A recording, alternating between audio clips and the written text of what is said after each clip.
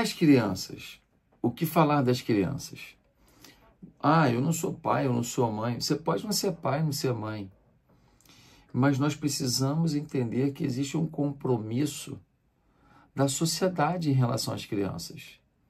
Existe um compromisso da civilização, um compromisso que envolve todos nós que vivemos nas cidades, que vivemos nos campos, que vivemos nas vilas, nas tribos desse mundo.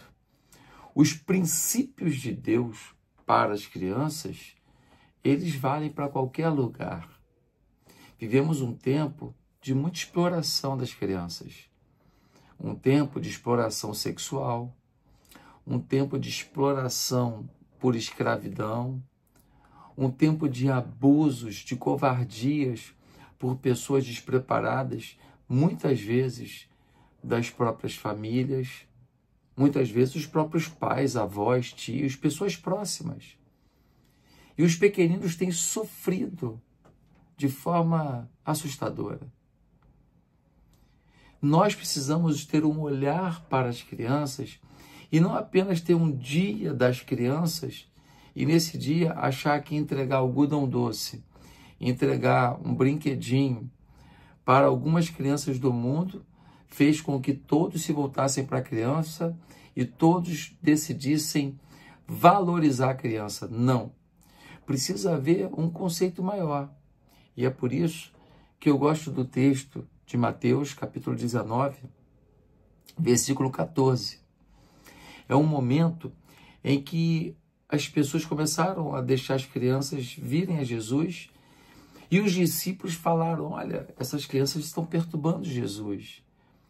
Porque criança senta no colo, futuca o nariz, puxa a barba, passa a mão no cabelo, mexe na roupa. Criança é criança. E então aquelas crianças começaram a mexer com Jesus e alguns discípulos disseram, tire essas crianças daqui, essas crianças estão perturbando o mestre. E olha a resposta de Jesus. Ele disse, então disse Jesus, deixem vir a mim as crianças e não as impeçais, pois o reino dos céus pertence aos que são semelhantes a elas. Olha as palavras de Jesus.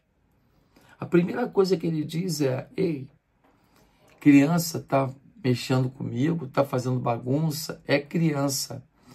Não impeçam as crianças de virem a mim. E aí eu fico perguntando, quantas vezes estamos impedindo as crianças de ir a Jesus?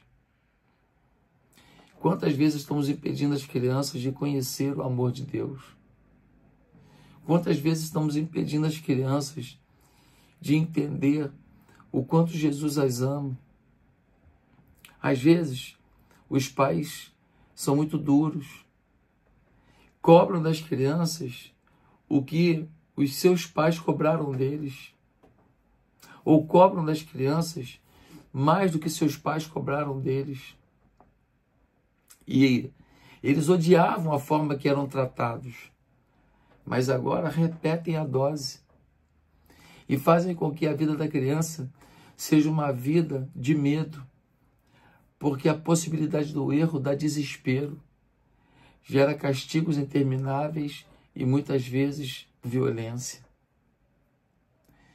A gente não deixa uma criança ir a Jesus quando a gente trata uma criança com grosseria, quando a gente trata uma criança sem o menor respeito pela sua fase de vida, pela sua imaturidade de vida, pela sua incapacidade de vida, pela sua inexperiência de vida.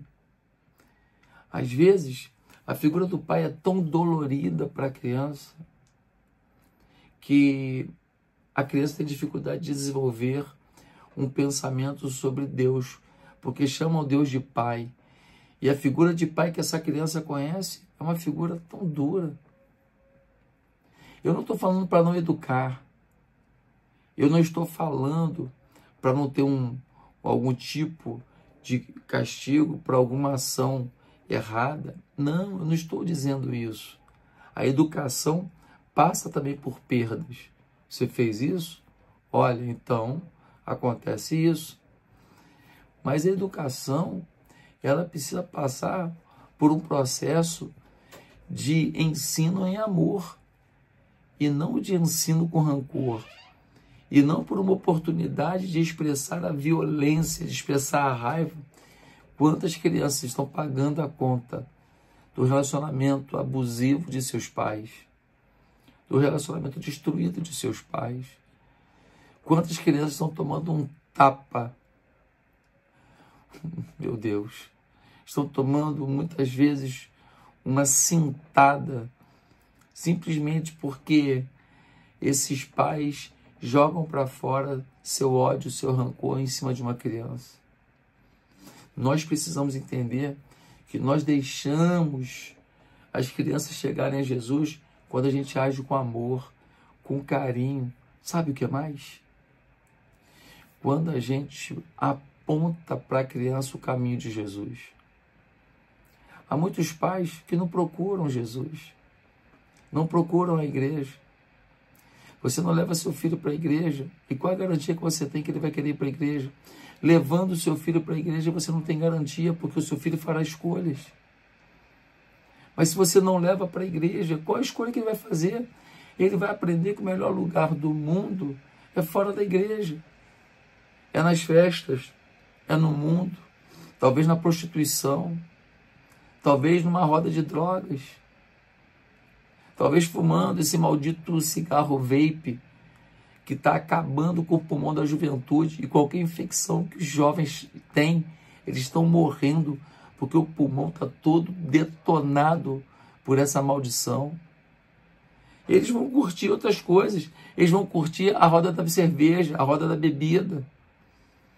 Eles vão achar que sexta-feira é dia de encher a cara. Muitas meninas serão abusadas porque beberão e ficarão frágeis para abusadores. E aprenderam a beber aonde? Dentro de casa. Nós precisamos entender que quando a gente não aponta o caminho para as crianças, elas não vão saber o caminho facilmente, porque o mundo puxa para o outro lado. A vida que a gente vive em Deus aponta para as crianças que vale a pena ir a Jesus, sentar no colo de Jesus, ouvir a sua voz, ouvir uma história de Jesus, receber um aprendizado com Jesus, perceber que por mais que tenham dificuldades na vida, que Jesus as ama. A minha oração é que cada um de nós não seja promotor da erotização de criança. Certas músicas não servem para as crianças. Certas festas infantis promovem erotização nas crianças. Certas conversas não são para crianças. Certos programas de televisão não se pode ter criança na sala. Certas conversas não se faz na frente de crianças.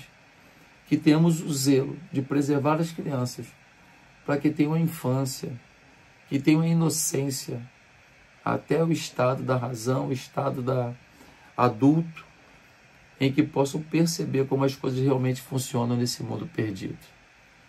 Seja você alguém que conecta crianças a Deus, em nome de Jesus.